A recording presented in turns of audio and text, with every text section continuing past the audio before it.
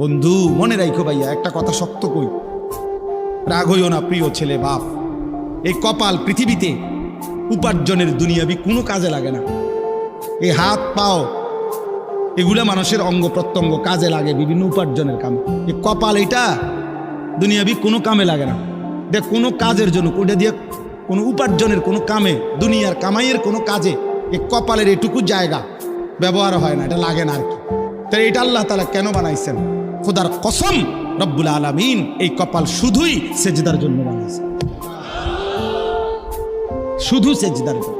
এই জন্য যে কপাল সেজদা দেয় না, যে কপালে সেজদা নাই, তুই মানুষও না, মানুষের বাচ্চাও না।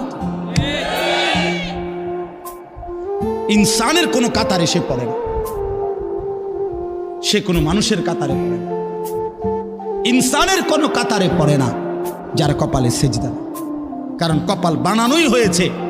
সেজদা কাকে বলে? ওয়াদউল জাবহাতে আলাল আরদ, জমিনের মধ্যে কি রাখা।